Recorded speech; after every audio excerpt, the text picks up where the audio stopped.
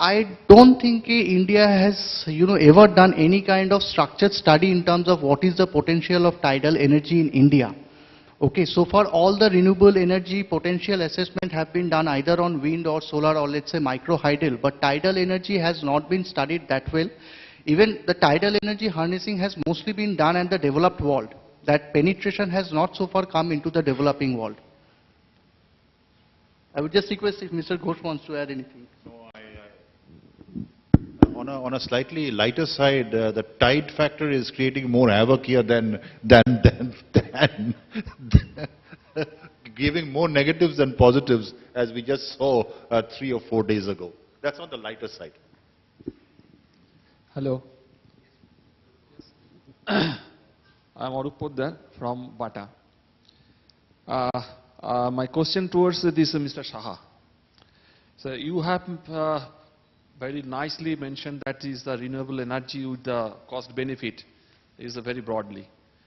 Can you just concentrate on a industry wise, that is organization wise? Suppose my organization is just implement this renewable energy. So in that case, how can you correlate these are cost benefit? It depends from industry to some extent. Let's say, for example, if you are having a captive power plant, wherein you are also entitled for some kind of RPO regulation, so that means there is an opportunity cost. Unless and until you invest into renewable projects, you have to buy REC from the market. Okay, so this is one dimension which is going to improve the profitability or improve the business case for that particular project. So it would depend on a great extent to the kind of industry you are in, the location where your industry is situated, the tariff, the government tariff, what you are getting alternately from the government. So, these are the few factors which we have to factor in while doing the project assessment for renewable energy. So we have done in various industries, they have gone for, let's say, solar power development, they have gone for rooftop solar using their, commercial spaces, or they have even done solar PV projects. Just because, the alternate tariff, I mean, they were procuring power from the grid at a very high cost. So at that point of time, they could clearly understand that this is making a business case for that particular industry to invest into solar power projects. And on the top of it, this RPO regulation came. So which is also, again, one way it was helping developing the business case for the solar power project. Is there any government subsidy from this for implementation of this solar panel? There are certain MNRE subsidies, which is either a capital subsidy or interest subsidy, which is available for solar power projects. Also some income tax benefit also, I think so. Right, right. And another question is, Professor Datto, is there any possibility for this energy security come in the rules or regulations? Very difficult question. Now, that is, I'm asking the questions. Sir, yes, 1 minute. We need security in many other spheres. Well, energy security is definitely should be our target, but I don't think that any kind of bill for energy security is going to come in near future and supply you power to all the households. So, to begin with, at least, the energy supply should reach the villages. So after that, the energy security, question of energy security may come, but at this stage, while energy, the electrical power is yet to reach it at many places in our country, I don't think that energy security question is very relevant at this point. No, the question is coming on towards the organization. That is, I learned, I am not sure, that in Tamil Nadu, the total energy consumption, so the 5% of the total energy consumption will be supported by this solar energy. I am not sure, but I have learned this one.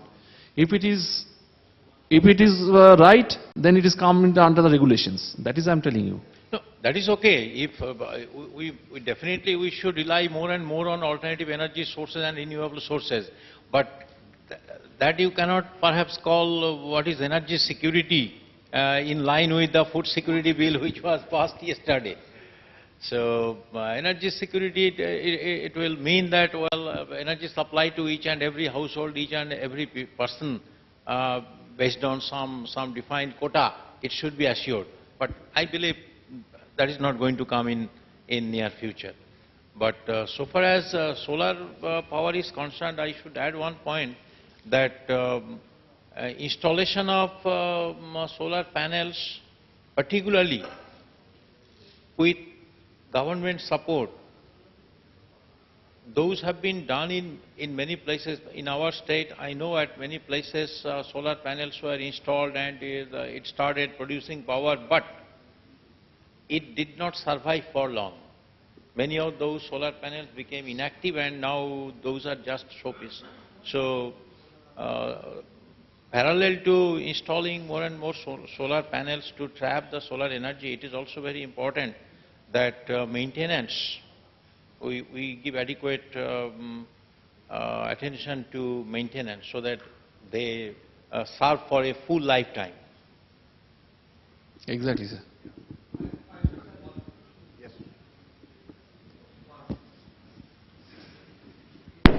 As Sir has mentioned and Mr. Shumon Mukherjee had mentioned just earlier, it has taken us 67 years to pass the food security bill, that too yesterday. Yeah, my name is Dipankar Dasgupta. I just have a policy issue question. I don't know if it's come up in our country. Is there any corporate who are into using a lot of fossil fuel either for steel or power generation? Have they ever considered using anything to co-fire with coal or something to reduce the volume of coal consumption? Using things like other products, green products with high calorific value? Has there been any investment by any industry, or is there any policy prescription of funding non-fossil fuel sources like the gentleman from Ernest said, so that the consumption of fossil fuel reduces in a particular sector? Do you know of anything?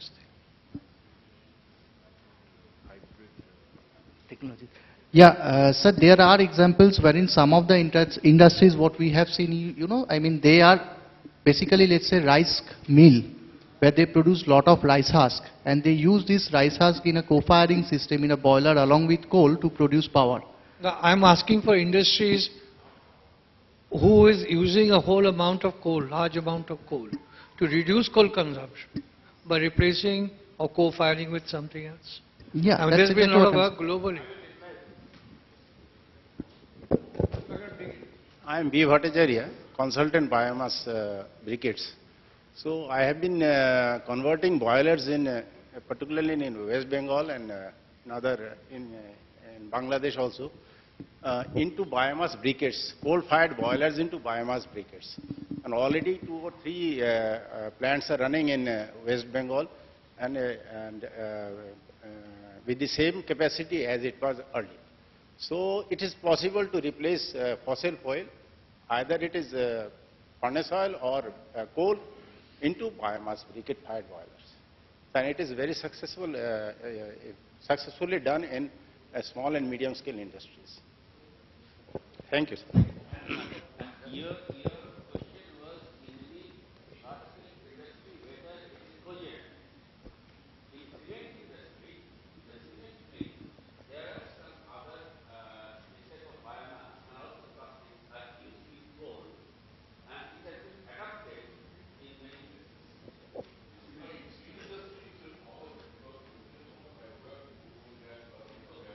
And just, I would.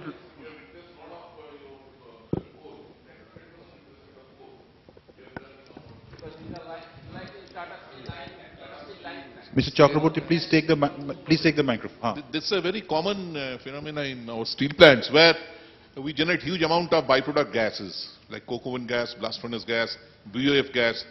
Now otherwise these gases were earlier bled. I mean they are burnt actually. And So, just and we used to burn coal for power generation, which is required by the steel plant. But today, many of these steel plants, they have completely cut down the coal consumption in the power plants, our own power plants, and we have replaced it by these byproduct gases which were earlier released. So we are saving coal, and at the same time we are avoiding a lot of pollution. Otherwise, I think what you're saying is the waste heat boilers. Yeah, the waste heat boilers. recovery boilers. And in fact, sir would That's bear very me common. out that ministry has even waived waste heat boilers from environmental clearance. You don't even have to take environment clearance today if you're putting up a waste heat boiler. Am I right, sir? Yeah. And I am Dr. Asim Bhattacharya. Actually, I want to add some points to Mr. B. Bhattacharya regarding biomass. Actually, Mr. Saha is always encouraging on the power generation of the captive power plant using biomass. But I think you may be aware or not, because small and medium scale industries who are using the oil-fired or coal-fired boiler, so all the majority of the industry can be converted from fossil fuels to this biomass-based. And this not only save the most of the fossil fuel-based energy, and not only that, they can go for most important point he has must added, that the CDM benefit. That biomass one can use by replacing the oil and coal, say they can get the CDM benefit also. Because biomass doesn't contain any sulfur or nitrogen. And ash is also 100% safe. So this is most important. And there is a huge opportunity in a country like India, where small and medium scale industry, they are struggling to get the fuel source like oil and coal, which is price is going up. And biomass is a successful replacement. Thank you. Just want to, before passing the mic, is CDM still alive? It's not yet, because as of now the market price is not there. So that is why, in Yes, practicality we are not considering CDM as a benefit. But as But you have very opportunity is there. absolutely. And there is because it requires from the government levels, actually we wanted to work with some authority by government levels, so the awareness generation, knowledge build up, skill developments, and there is this scope has to be exploited Right. to the small and medium scale industry. Very true. And as you have very correctly said, sir, even in the sugar industry also there is lot of, application of these biomass fired boilers, where biomass and coal have been co-fired not only to generate power but also to generate process steam for, heating applications. So, there are industrial applications of biomass co-firing along with fossil fuel, sir. And 100% replacement, and 3-4 plants is already running successfully. Right. And most of the important plant is Pepsi. Pepsi is already successful. Right. Right. Just one more addition regarding your municipal solid waste. Here, the solid waste, whatever our solid waste, the calorific value is very low. Because there was a Selco, in the Hyderabad, the first, it was a residual fuel derived, it is called RDF technology, it has been. I have edited a book, I gone to Mr. Chairman, on this energy recovery from municipal solid waste. But it did not work because of a lot of other parameters and the low calorific value. Thank you.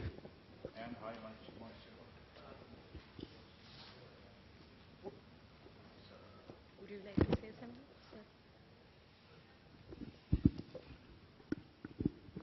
sir? It is very encouraging to see that even this Friday evening, we have a lot of enthusiasm is still there on this very burning issue.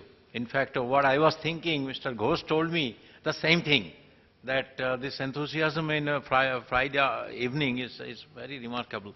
So thanks to all of you for... So you can share this good news with everybody. I just received this SMS. It will be a good conclusion to your... up. So it is now at... It is now at 66. So that is pretty good compared to what it was just 2 days ago. I just saw the mobile and I thought this should be shared. I mean, this is bugging everybody, right? Yes.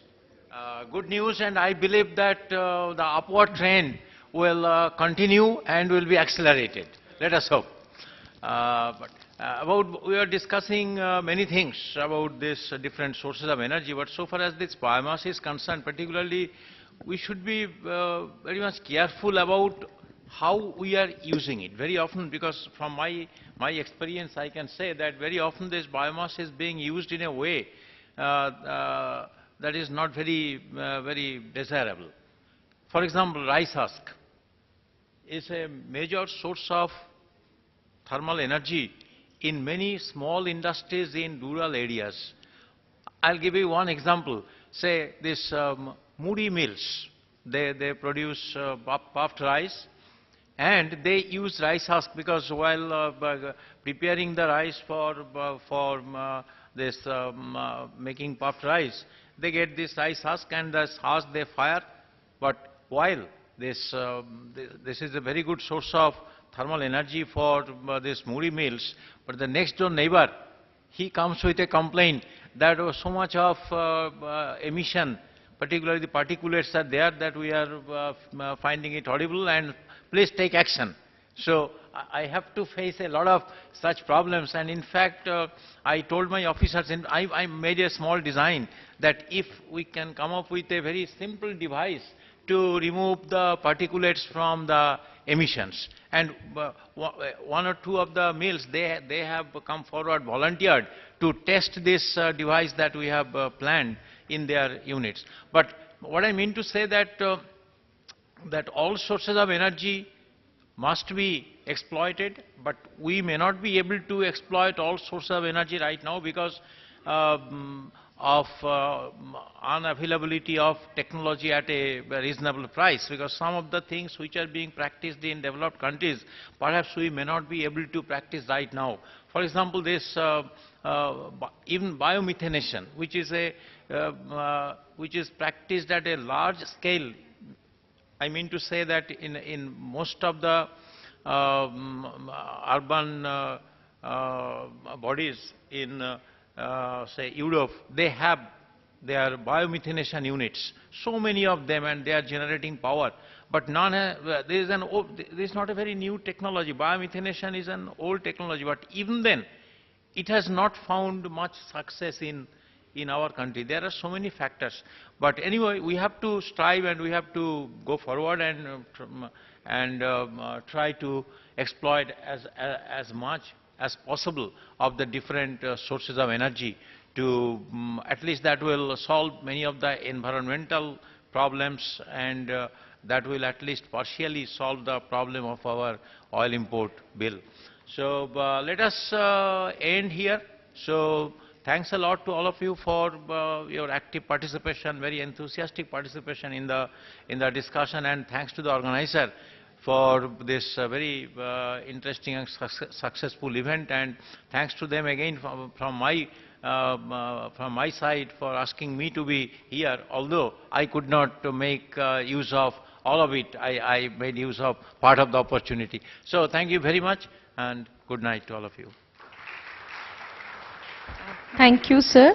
May we request Professor Datta to please present mementos on behalf of the chamber to the speakers. To Mr. Shutanu Ghosh and to Mr. Shaunak Saha.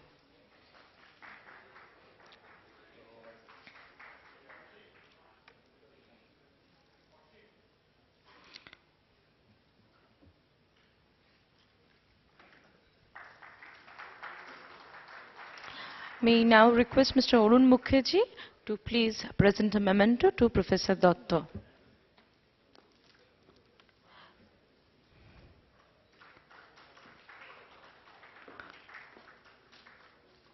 Thank you. Thank you.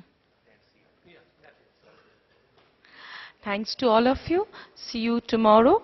Please come by 10 and 10:30. We are going to start the session by 10:30. Thank you.